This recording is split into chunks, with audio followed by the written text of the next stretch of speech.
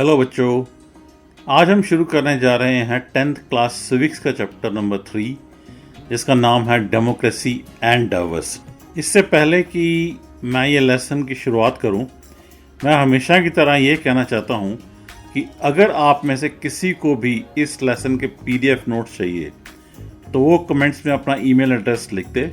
मैं जल्द से जल्द आपको ये नोट्स भेज दूंगा। चैप्टर की शुरुआत करने से पहले चलिए जानते हैं कि डेमोक्रेसी क्या है। Let us define it. Democracy is a system of government in which the citizens exercise power directly or elect representative from among themselves to form a governing body, such as parliament. It is also referred as the rule of the majority. Here the power cannot be inherited, and in this case people elect their leaders.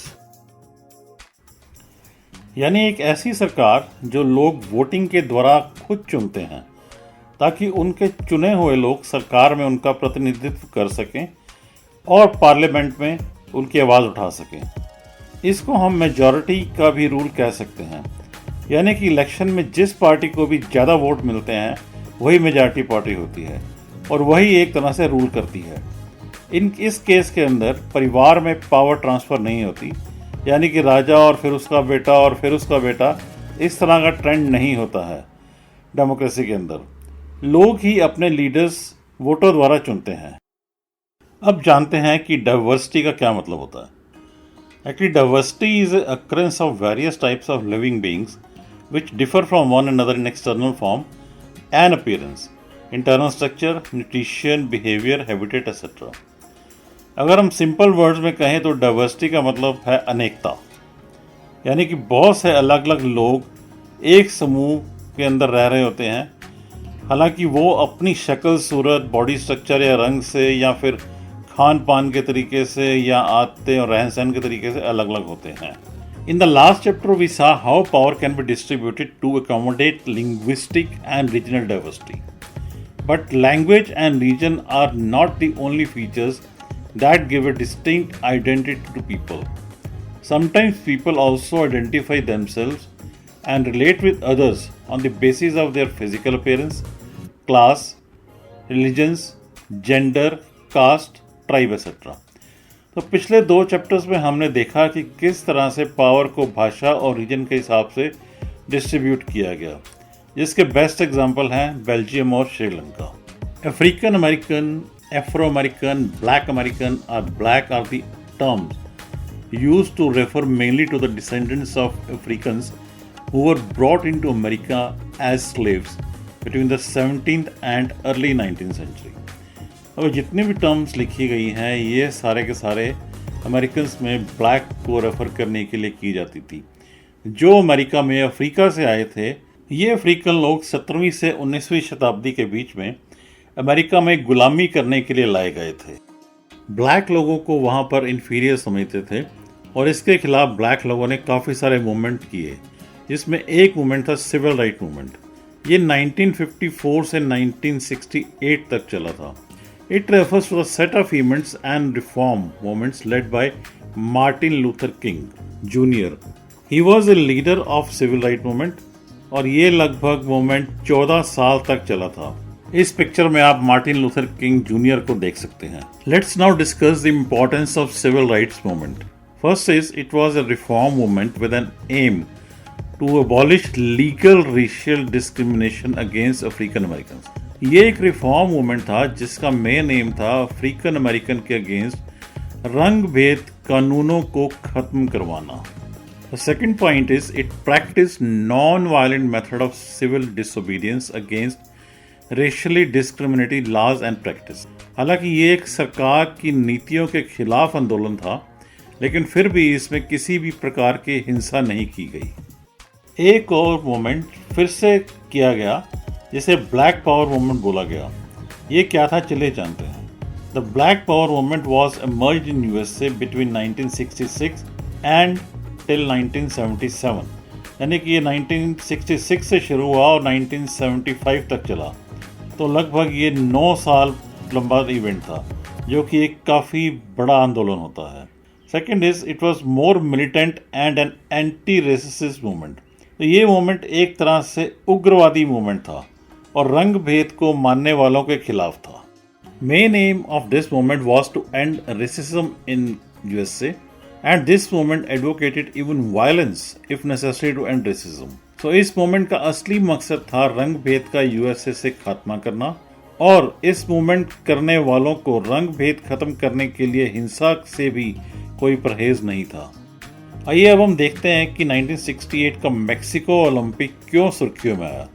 The picture shown below depicts an important landmark in the history of civil rights movement.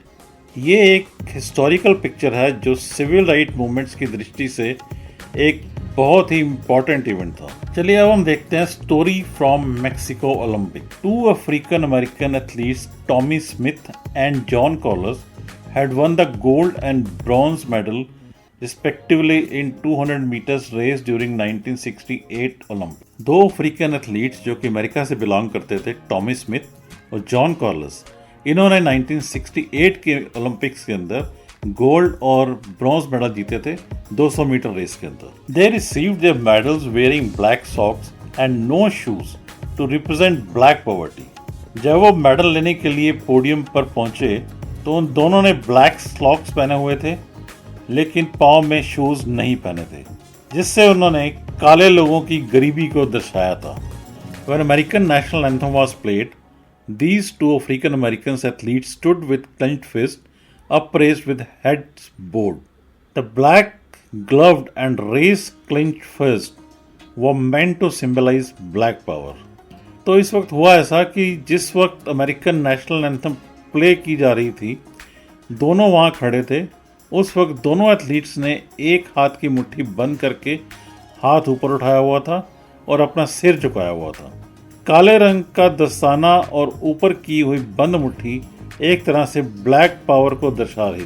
With this gesture they try to draw international attention to racial discrimination in the United States. अपने इस हाव भाव से उन्होंने सारे world का ध्यान USA की रंग भेद की नीतियों की तरफ खींचा। And the silver medalist white Australian athlete Peter Norman wore a human rights badge on his shirt during the ceremony to show the support to the two Americans. इन दोनों के साथ एक Australian silver medalist Peter Norman भी था और उसने अपनी शर्ट पर ह्यूमन राइट्स का एक बैज लगाया हुआ था। उसने ये ह्यूमन राइट्स बैज इन दोनों अफ्रीकन अमेरिकन के साथ देने के लिए लगाया था। Now let us know the consequences of Smith and Carlos' reaction to the racial discrimination. First is Carlos and Smith were held guilty for violating the Olympic spirit by making a political statement. Second was that their medals were taken back.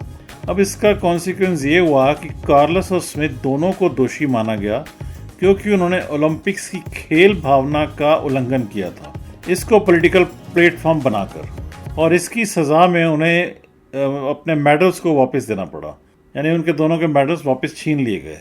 और इसकी सज़ा Peter Norman को भी मिली। Peter Norman was not included in Australian team. जो next time के लिए Olympic team चुनी गई उसमें पीटर नॉर्मन का ऑस्ट्रेलियन टीम के अंदर नाम नहीं था। This action helped in gaining international attention for civil right movement.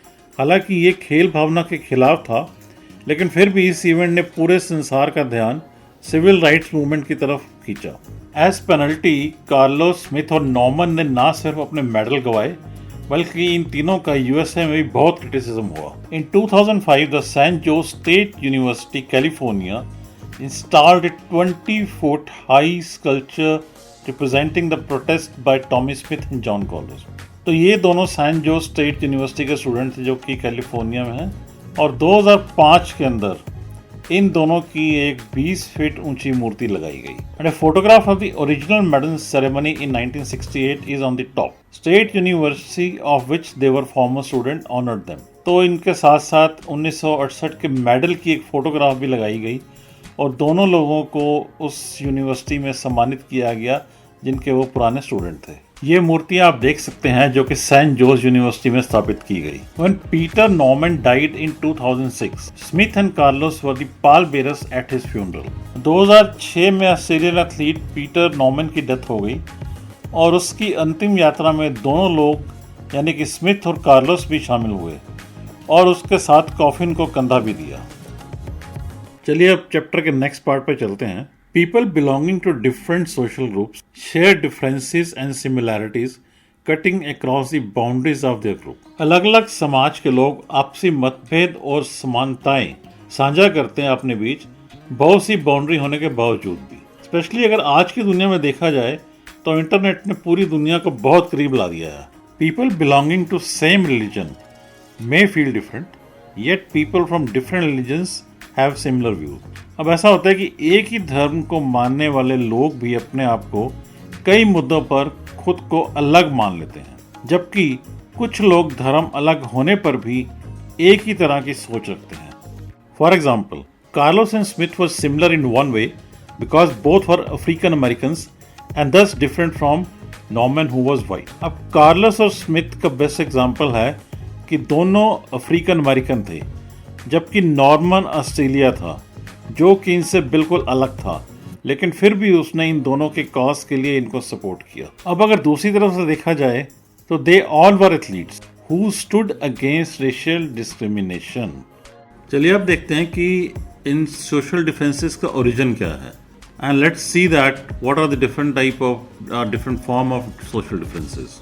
Social differences are based on the accident of birth, like people around us are male and female, they are tall and short, have a different kind of complexion or have different physical abilities or disabilities. सबसे पहले अगर बात करें सामाजिक मतभेदों की तो वो है एक्सीडेंट ऑफ बर्थ। अब कोई किसी अमीर फैमिली में पैदा हो गया है या कोई किसी गरीब फैमिली में हो गया तो वो उसी तरह से ही देखा जाएगा जिस फैमिली में वो पैदा हुआ है। और वैसे भी जैसे अगर हम देखें तो हमारे आसपास मेल्स और फीमेल्स हैं, कुछ लोग लंबे हैं, कुछ लोग छोटे हैं, कुछ अलग अलग तरह के रूप रंग है जिनका, कुछ अलग अलग तरह से शारीरिक बनावट और कुछ उनकी समानताएं और कुछ असमानताएं होती हैं। Second point is that some differences are based on the choices. Some people are atheist, they don't believe in God or any religion. Some people choose to follow a religion other than one in which they are born. यानी कि कुछ चुनाव अपनी पसंद पर भी निर्धारित होते हैं, जैसे कि कुछ लोग नास्तिक होते हैं, वो किसी धर्म या भगवान को नहीं मानते। कुछ लोग अपनी पसंद से किसी धर्म को मानते हैं और कुछ लोग इसलिए उस धर्म को मानते हैं क्योंकि वो उस धर्म को मानने वाले परिवार में पैदा हुए थे। And the next point is there are various other choices such as choosing what to study, what occupation to take up and which games or cultural activities to take part in. इसी तरह हमारे पास और भी बहुत सारी choices होती हैं कि हम किस तरह की पढ़ाई करना चाहते हैं, किस तरह का व्यवसाय करना चाहते हैं और किस तरह के खेल या सांस्कृतिक कार्यक्रम में शामिल होना चाहते हैं। ये हर एक की अपनी इंडिविजुअल चॉइस पे ऊपर और हालात के ऊपर डिपेंड करता है। We have different identities in different context. It can be proved by the following points. जैसे फर्स्ट है, it is fairly common for people belonging to the same religions to feel that they do not belong to the same community because their caste is different. ये एक आम बात है कि लोग एक ही धर्म के मानने वाले होते हैं, लेकिन फिर भी वो अपने आप को उस कम्युनिटी या समुदाय का नहीं मानते क्योंकि उनकी जाति अलग होती है। कोई अपने आप को ऊंची जाति का मानता है तो वो उसी धर्म की किसी और जाति से अपने आप को अलग देखता है। जैसे कि हम देख सकते हैं क्रिश्चियंस में कैथोलिक और प्रोटेस्टेंट होते हैं, सिमिलरली मुस्लिम्स में शिया और सुन्नी होते हैं। ये सब अपने आप को अलग अलग मानते हैं। Second point is it is also possible for people from different religions to have the same caste and feel close to each other. अब ऐसा भी होता है कि लोग अलग अलग धर्म को मानने वाले होते हैं लेकिन उनकी जाति एक समान होती है, तो वो लोग भी एक दूसरे के करीब महसूस करते हैं अपने आप को। Next point says that rich and poor person from the same family often do not keep close relation with each other for they feel they are different. अब ये अक्सर देखा गया है कि अगर फैमिली में कोई आदमी अमीर हो जाता है और कोई आदमी गरीब रह जाता है तो वो आपस में एक तरह से क्लोज रिलेशन में नहीं रहते या उनका एक कंफर्ट लेवल नहीं बन पाता कि वो एक दूसरे के क्लोज रह सके।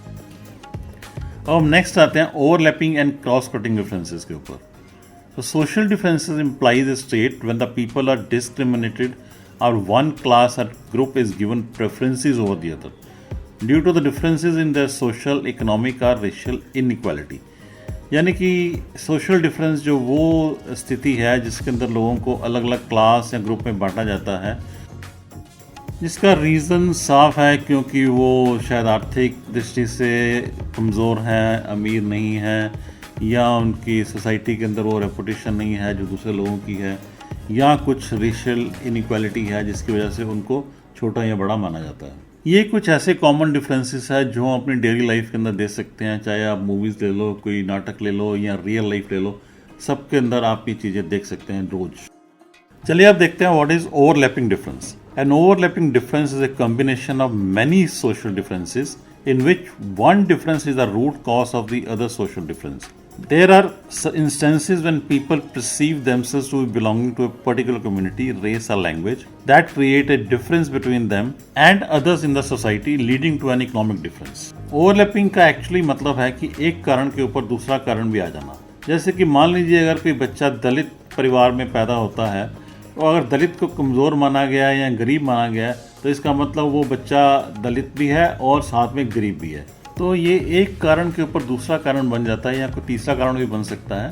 तो एक तरह से ये टैग लग जाता है कि अगर दलित है तो वो गरीब ही है। Now let us see what is cut across differences. If social differences cross cut one another, it means that the groups that share a common interest on one issue are likely to be different sides on the different issues. जैसे कि क्या है कि इस case के अंदर हम कह सकते हैं कि कोई ग्रुप जो किसी मुद्दे पर बाकी ग्रुप से सहमत हो सकता है, वही ग्रुप किसी और मुद्दे पर बाकी ग्रुप से सहमत नहीं भी हो सकता। जैसे कि अगर हम माने कि हिंदू, मुस्लिम, सिख, ईसाई वगैरह सब अलग अलग ग्रुप्स हैं और सबके कुछ मुद्दे अलग अलग भी हो सकते हैं, लेकिन फिर भी अगर हम कहें तो सब के सब अपने आप को बोलेंगे कि हम हिंदुस्तानी हैं। Now let us discuss the overlapping social differences and cross-cutting social differences. The first point of their difference is overlapping social differences lead to social division, whereas cross-cutting social differences, this kind of social differences is easy to manage. Overlapping differences जो है वो social division को जन्म देते हैं। जैसे कि एक एग्जांपल लेते हैं, USA के अंदर ब्लैक्स एंड वाइट्स लोग रहते हैं, लेकिन जनरली ब्लैक लोगों को पुअर माना जाता है और वाइट लोगों को रिच माना जाता है। हालांकि ये क्राइटेरिया अभी बहुत हद तक चेंज हो गया है, लेकिन फिर भी इस डिफरेंस के कारण दोनों अलग अलग अपने आप को रखते हैं और ये एक कारण है कि दोनों कम्युनिटीज़ अपने आप को अलग अलग समझती हैं। क्रॉस कटिंग के अंदर ये सोशल डिफरेंस मैनेज करना थोड़ा सा आसान होता है। कैसे?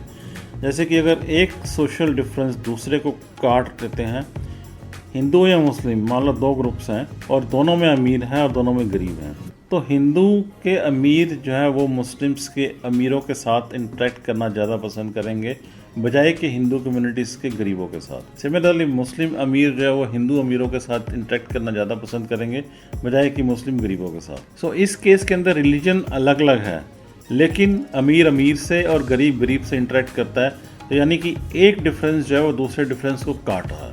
Let us see the second point and its example. In case of overlapping differences, it can lead to conflict and tensions. Like in the case of Northern Ireland, here we can see the conflict between Catholic and Protestants. So overlapping के case के अंदर conflict और tension ज़्यादा हो सकती है।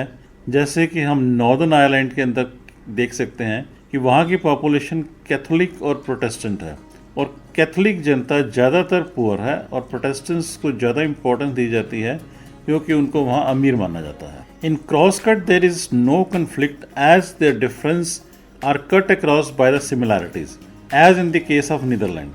अब cross cut के अंदर झगड़े ना के बराबर होते हैं क्योंकि ग्रुप के डिफरेंसेस उनकी सिमिलैरिटीज कट अक्रॉस कर देते हैं। जैसे कि नीदरलैंड के केस में हम देखें, वहाँ भी कैथलिक और प्रोटेस्टेंट दोनों हैं, पर दोनों ही धर्म को मानने वाले अमीर भी हैं और गरीब भी हैं।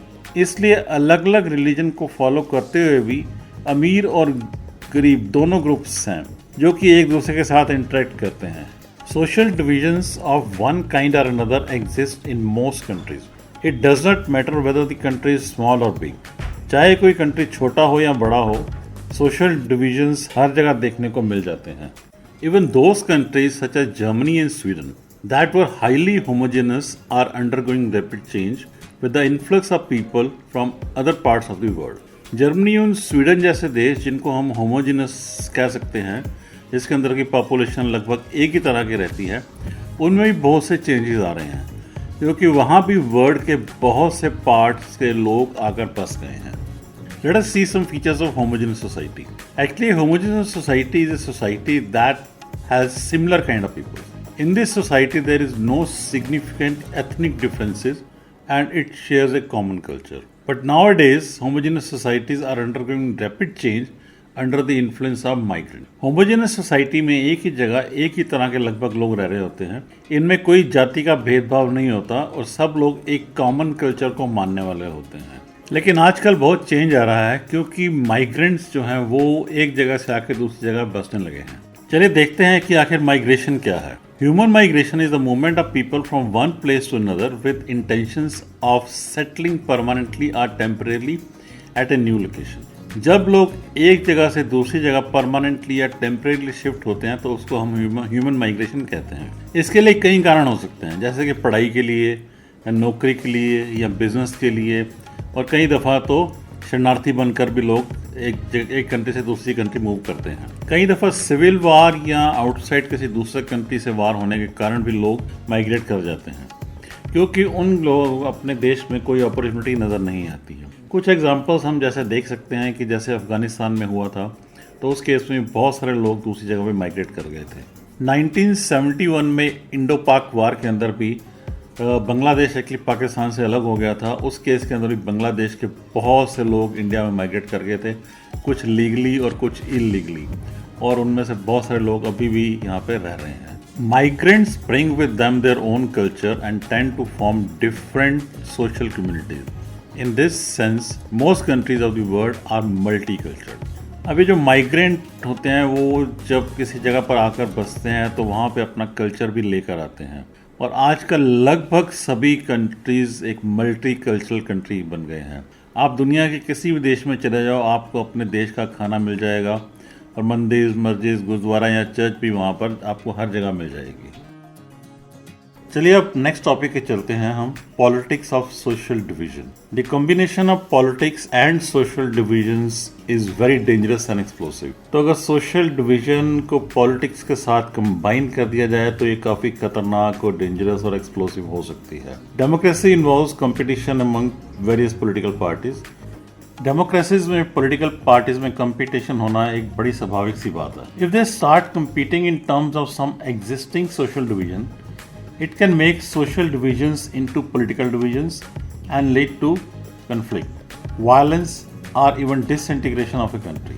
लेकिन अगर वो लोग सोशल डिवीजन को लेकर compete करते हैं तो कई दफ़ा ये सोशल डिवीजन पॉलिटिकल डिवीजन में शिफ्ट हो जाता है और लड़ाई झगड़े के कारण भी बन सकता है और देश को भी तोड़ सकता है एक्चुअली। उसी तरह इसका हम बेस्ट एग्जांपल दे सकते हैं इंडिया का 1947 में डिसइंटीग्रेट होना इनटू इंडिया एंड पाकिस्तान। क्यों? क्योंकि वहाँ पे सोशल डिवीजन हो गया था हिंदू और मुस्लिम का, और जो कि एक पॉलिटिकल डिवीजन में बदल गया और देश का बंटवारा हो गया। सिमिलरली हम देख सकते हैं किस तरह से नॉर्दर्न आयरलैंड के अंदर भी बहुत एक कन्फ्लिक्ट चलता रहा बहुत सालों तक कैथोलिक और प्रोटेस्टेंट के बीच में। It cost disintegration of Yugoslavia into 6 independent countries.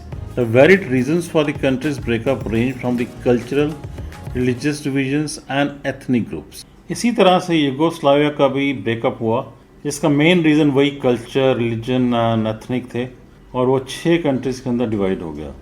In 6 countries का नाम है Bosnia and Herzegovina, Croatia, Macedonia, Montenegro, Serbia and Slovenia.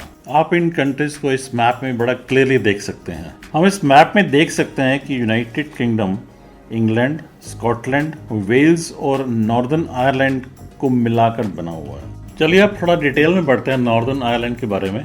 The region of United Kingdom has been for many years the site of violent and bitter ethno political conflict. Its population is divided into 2 major sects of Christianity.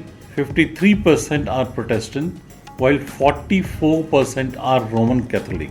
Northern Ireland UK का वो part है जिसमें लगभग 53% लोग Protestant और लगभग 44% Catholic लोग हैं। ये एरिया हमेशा से ही एक लड़ाई झगड़े का या कन्फ्लिक्ट जोन बना रहा है। The Catholics were represented by the nationalist parties who demanded that the Northern Ireland be unified with the Republic of Ireland, a predominantly Catholic country. So Catholic nationalist party को belong करते हैं और उनका हमेशा से ये मानना रहा है कि नॉर्दर्न आयरलैंड को रिपब्लिक ऑफ आयरलैंड के साथ यूनिफाइड कर दिया जाए। जो कि एक 100% कैथोलिक कंट्री है और साथ ही यूरोपियन यूनियन का एक हिस्सा भी है, जबकि यूके 1 फरवरी 2020 से ही ईयू से बाहर हो गया था। ईयू मतलब यूरोपियन यूनियन, इसको हम ब्रेक्सिट के नाम से भी जानते हैं। The Protestants were represented by the Unionists who wanted to remain with the UK, which is predominantly Protestant. So इसी तरह प्रोटेस्टेंट जो है वो यूनियनिस्ट हैं और जो कि यूके के साथ ही रहना चाहते हैं। सो इस कारण से नॉर्दर्न आयरलैंड एक कन्फ्लिक्ट का मैदान बना हुआ था। Hundreds of civilians, militants and security forces were killed in the fight between the Unionists and Nationalists and between the security forces of the UK and the Nationalists. तो वहाँ पर बहुत ही लड़ाई झगड़े हुए और बहुत सारे लोगों की जान गई इन दोनों के कन्फ्लिक्ट के बीच में, कैथोलिक और प्रोटेस्टेंट के बीच में। It was only 10th April 1998 that the UK government and the nationalists reached a peace treaty, after which the later suspended their armed struggle. The treaty was named as Good Friday Agreement (GFA) or Belfast Agreement. बहुत से लोग और security forces इसमें मर गए थे। तो 10 अप्रैल 1998 में यूके गवर्नमेंट ने दोनों ग्रुप के बीच में एक पीस ट्रीटी करवाई ताकि उसके बाद आर्म स्ट्रगल रुक जाए। इस ट्रीटी को गुड फ्राइडे एग्रीमेंट या बेलफास्ट एग्रीमेंट के नाम से भी जाना जाता है। Let us see how social division affect voting in most countries. People from one community tend to prefer some party more than the others.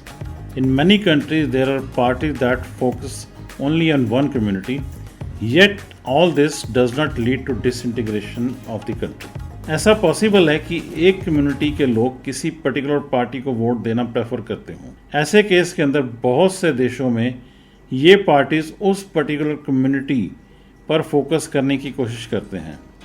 हालांकि ऐसा करने से देश के टूटने का खतरा नहीं होता है। Now let us see the 3 factors that are crucial in deciding the outcomes of the politics of social divisions. So first of all, the outcomes depend upon how people perceive their identity. तो सबसे पहले ये है कि लोग अपनी identity को कैसे महसूस करते हैं। If people see their identities in singular and exclusive terms, it becomes very difficult to accommodate. तो इसमें अगर लोग अपनी आइडेंटिटी को एक ही तरह से देखते हैं तो इस वे में सब लोगों को अकोमोडेट करना बहुत ही डिफिकल्ट हो जाता है, क्योंकि हर एक की अपनी अपनी अलग डिज़ायर्स होती हैं।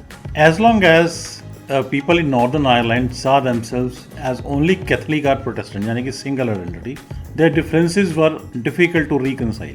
जब तक नॉर्दर्न आयरलैंड में लोगों ने अपने आप को सिर्फ कैथोलिक या प्रोटेस्टेंट समझा, तब तक वहाँ किसी भी समस्या का समाधान नहीं निकल पाया और उनमें बहुत आपस में झगड़ा रहा। So it is much easier if the people see that their identities are multiple and complementary with the national identity. जब लोग अपनी आइडेंटिटी को मल्टीपल तरीके से सोचते हैं कि वो कैथोलिक भी है, प्रोटेस्टेंट भी है, लेकिन वो एक कंट्री के नागरिक हैं, तो किसी समस्या का समाधान होता है। That is how most people in our country see their identity. They think themselves as Indian as well as belonging to the state of the language group or social or religious group. तो इसी तरह हमारे देश में भी लोग different जगह पर रहते हैं, डाइवर्स जगह पर रहते हैं, डाइवर्स तरह की बोली बोलते हैं, डाइवर्स तरह का कल्चर, लेकिन फिर भी वो सारे क्या मानते हैं कि हम इंडियंस हैं। इस तरह अगर देखें बेल्जियम के अंदर डच और फ्रेंच स्पीकिंग लोग थे। तो जब दोनों में आपस में फैसला हो गया तो दोनों ही एक आपस में आप क्या मानते हैं, that they feel that they are Belgian now, not Dutch or French. Second is, it depends upon how political leaders raise the demands of any community. It is easier to accommodate demands that are within the constitutional framework and not at the cost of another community. तो ये भी depend करता है कि leaders किसी community की demand को किस तरह से उठाते हैं। वही डिमांड मान्य हो सकती है जो कि संविधान के दायरे के अंदर आए और किसी भी दूसरी कम्युनिटी को किसी भी तरह का नुकसान ना पहुंचाएं। The demand for only Sinhala was at the cost of the interest and identity of the Tamil community in Sri Lanka. जैसा कि हमने श्रीलंका में देखा कि वहाँ पे ओनली सिन्हाला की डिमांड ने तमिल आइडेंटिटी को लगभग दबा दिया था।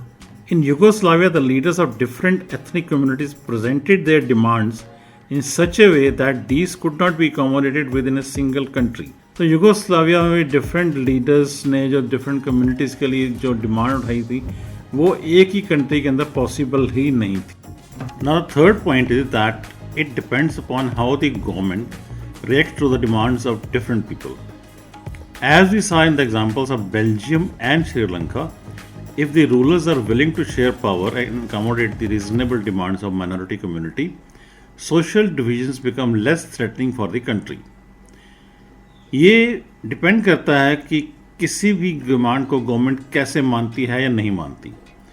जैसे एग्जांपल में बेल्जियम और श्रीलंका में हमने देखा कि बेल्जियम ने किस तरह से समस्या को सुलझाया, लेकिन श्रीलंका के अंदर सिविल वार हो गई और बहुत लोग मारे गए। But if they try to suppress such a demand in the name of national unity, the end result is often quite the opposite. Such attempts at forced integration often sow the seeds of disintegration. Thus, the assertion of social diversities in a country need not to be seen as a source of danger. अगर सरकार किसी logical demand को दबा देती है national unity के नाम पर, तो इसके परिणाम उल्टे भी हो सकते हैं. इस तरह के उपाय से किसी भी कंट्री को तोड़ने के बीज बोए जा सकते हैं. सोशल डाइवर्सिटी को कभी भी कंट्री के लिए खतरा नहीं मानना चाहिए.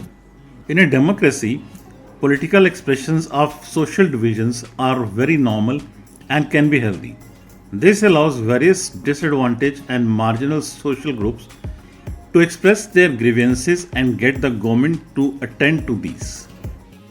डेमोक्रेटिक कंट्री में सोशल डिवीजन के ऊपर अपने अपने पॉलिटिकल एक्सप्रेशंस देना अनहेल्दी नहीं होता. इस तरह से जो ग्रुप भी अपने आप को साइड लाइन मानते हैं या समाज से अलग मानते हैं, वो भी अपनी आवाज़ उठा सकते हैं और अपनी परेशानी या चिंताएं व्यक्त कर सकते हैं ताकि सरकार उन पर भी विचार करे. People who feel marginalised, deprived and discriminated have to fight against the injustice. ऐसे लोग जो अपने आप को समाज से अलग थलग किया समझते हैं, उनको इस अन्याय के खिलाफ लड़ना ही होगा.